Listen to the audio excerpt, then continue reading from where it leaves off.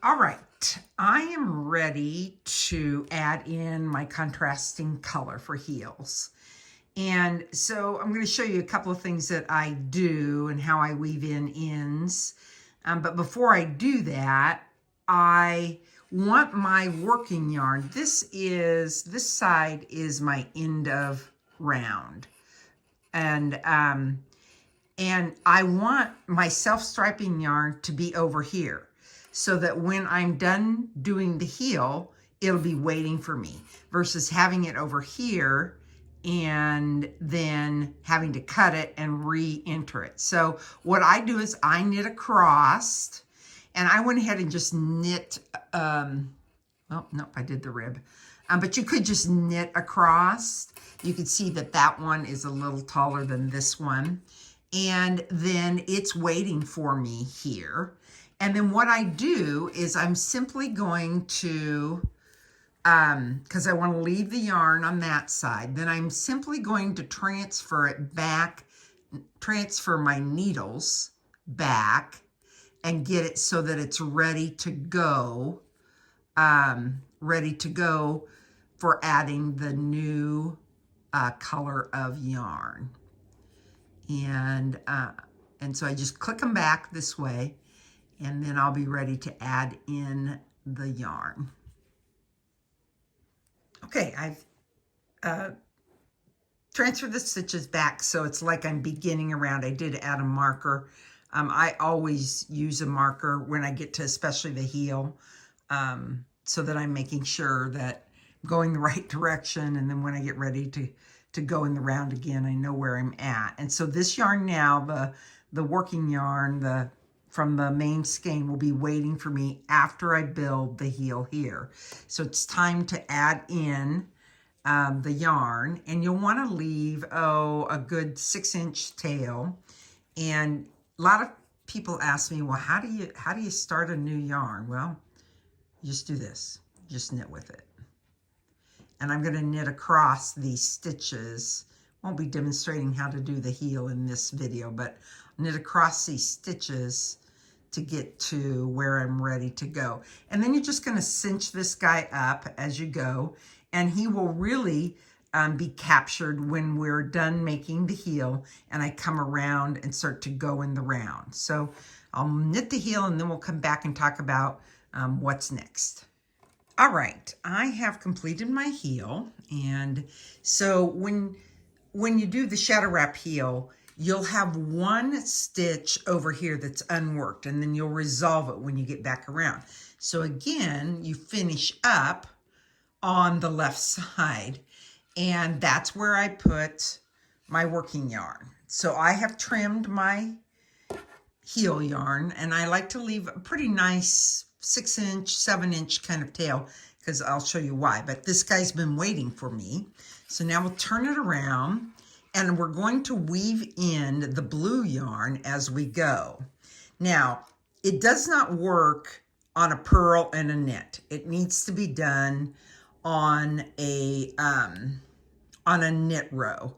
And fortunately, I've been doing where I knit a plain round when I am ready to do a new color, and I've got the orange coming up, so that's going to work out okay. I tension my yarn Continental, and you're going to go over and under. And so here is, I'm going to be knitting with the beige, and I'm going to be trapping the blue. So I'll go and get the beige first. Okay, and then next I'm going to go over the blue. And then I'm going to go under.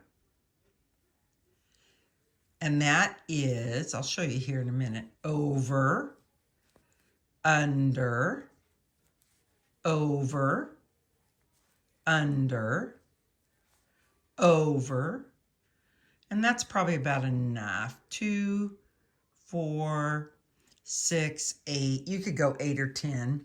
Now let's look at how it looks on the back.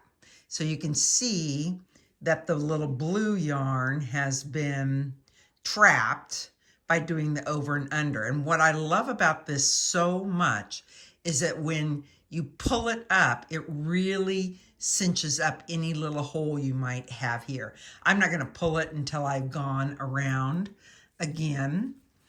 And so you just leave your tail there and you'll keep going until you get to, because now I'm going to weave in my original blue tail. And so I'm go across until I get to about, the 8 or 10 stitches. I probably do 8. I don't do more than that. I'm going to go across here, and then I'm going to take the blue tail from when I introduced it into the sock. Getting close here. 2, 4, 6, 2, 4, 6, 8. And do a couple more.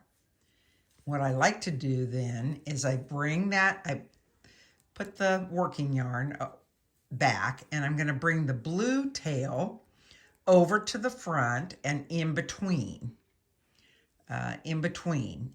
And with this one, I'm going to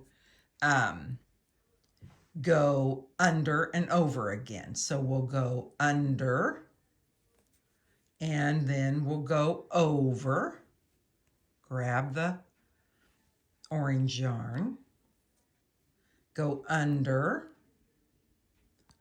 and we're going under the blue yarn. I'm gonna have to reposition here. It's really difficult, a little bit challenging, because you don't have a lot of give there. And I just kind of stick my finger in so that then I can maneuver the stitches. Sorry about that. Maneuver the stitches. So I'll go under the blue. And what you can do is you can do it one, and you could do this on the other one too. You can use one hand with one. And so I would go under blue, and then I'd wrap with the orange. And then the next one, I don't go under the blue. I just simply knit the stitch as normal. And then this time I'm going to go under and then knit the stitch. Next time you just got to remember to alter it. You do knit the stitch plain. Okay, I've got one more, and it gets kind of tight in here. So you go under the blue, knit the stitch, pull it out, go over and finish. And then what you'll do is watch as I cinch this up.